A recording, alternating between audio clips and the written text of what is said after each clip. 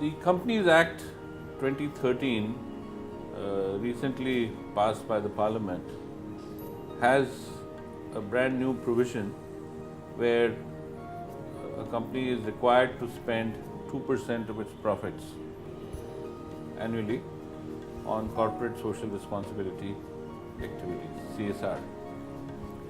This is both a great opportunity for the NGO sector and for those who are doing work on the ground to get funding.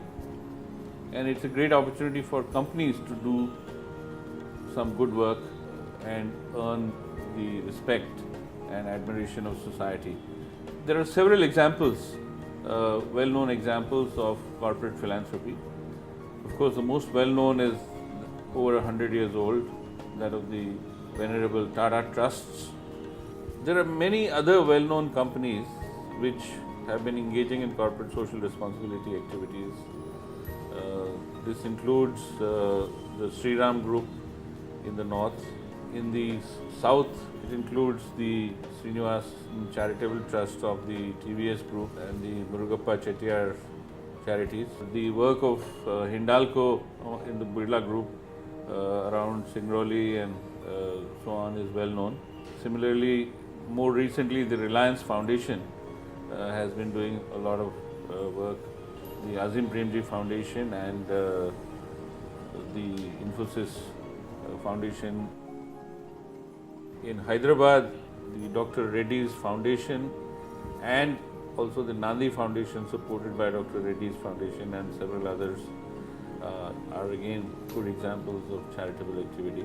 ITC, Hindustan Levers, Coca-Cola, Pepsi, many of these companies have also now been very active in the field of corporate philanthropy through their foundations and work often with a number of NGOs.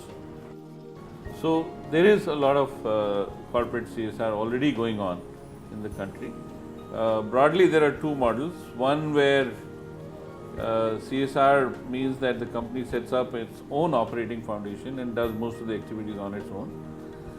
The second one is where the company basically makes grants to other organizations, usually well-selected, highly reputed, highly committed, locally established NGOs working in fields like health, education, vocational training, rural development, livelihoods, and many other fields.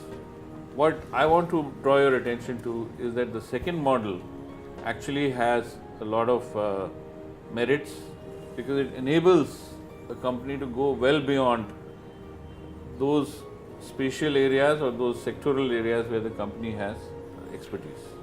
So if a company wants to work in place X where it has by itself no staff or presence, it can do that through other NGOs. Similarly, if a company wants to work in a field in which it has no direct expertise, it can work through NGOs in that field. So there is therefore a lot more possible by working through NGOs. The examples that you saw were of such successful partnerships, which have been running for several years, with budgets exceeding crores of rupees every year, and showing lots of good results. So, as you consider your CSR policy, think of going beyond just your own operational activities under CSR to supporting a large number of good NGOs or civil society organizations which work on the ground.